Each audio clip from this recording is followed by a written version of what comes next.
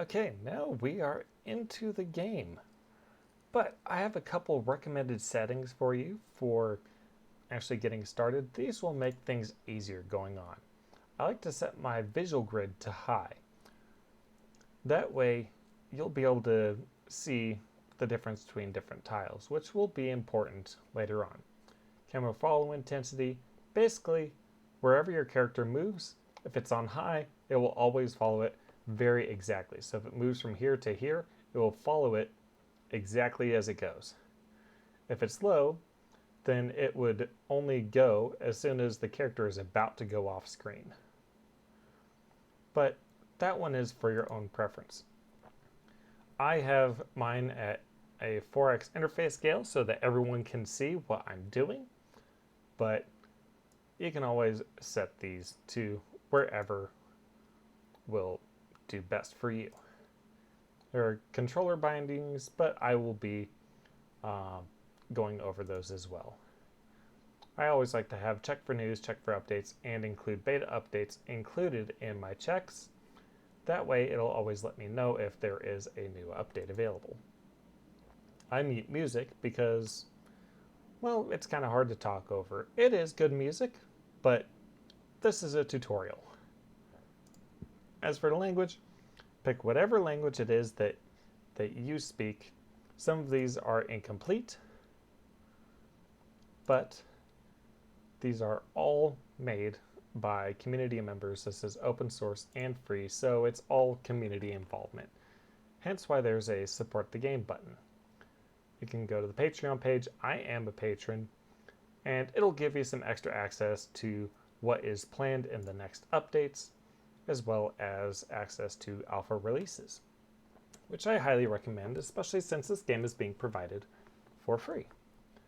So, we'll enter the dungeon. I have already played this, so this is not going to look the same, but you will only have the warrior, and you will start out like this.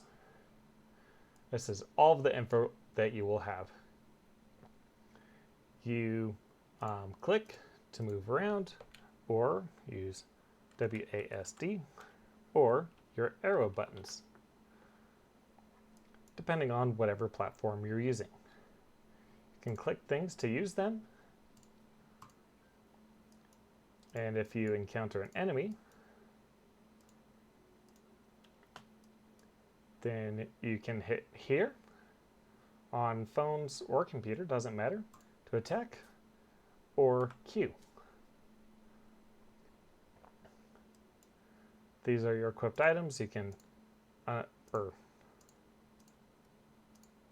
unequip them, and you can equip them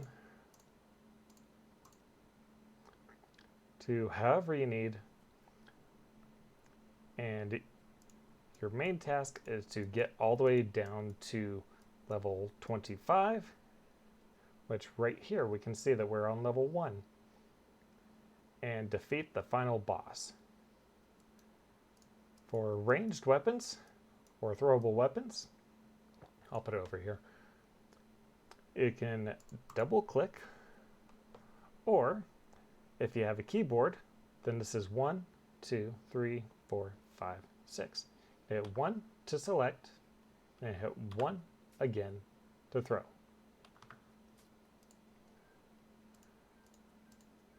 Like any adventurer, you want to pick up all the things that you find, because they're probably going to be important somewhere.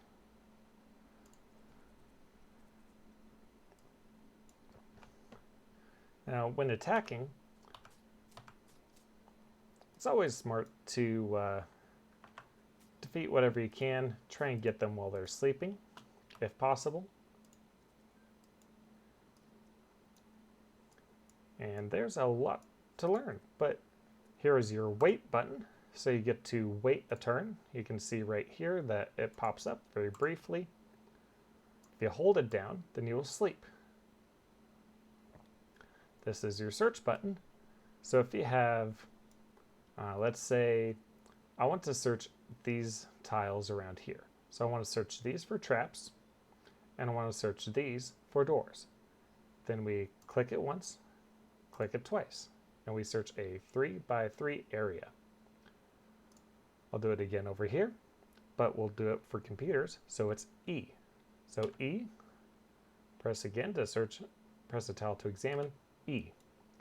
If you want to examine something specific, you click that, click wherever you're going, or wherever you want to check out, and you'll be able to see the details of it. You can also do it on computer with E and click, which is very useful in certain cases, but not necessarily always the case.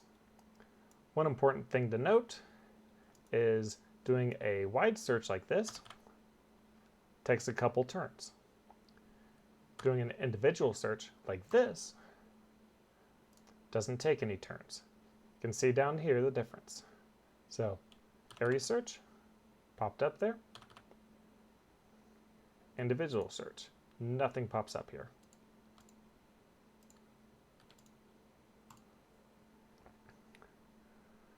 If you're on a computer, you can always minimize your inventory. If you're on mobile, then it should look, oh, where was it? Interface mobile. Should look something like this. To access your journal, you click here, or you hit J. And on here, you can see the floors. On here, you can see a whole bunch of things that are tutorials for how to play the game. On here are all of your recipes. Here are important items or important rooms and items from each of the levels. So for this one right now, we have an iron key. Oop. Oh, we can just see it right there. We don't see it in the inventory. For here, you can see your weapons, armor, wands, rings, artifacts, potions, and scrolls. And right here, you can see we know Scroll of Identify and Scroll of Rage. We don't know what all of these are. These change every single time, so just because you see this pitchfork as Scroll of Identify does not mean that it will be Scroll of Identify for your game, since the seed always is random. Same goes for potions. Artifacts come up as soon as you discover them. Rings are the same as scrolls and potions.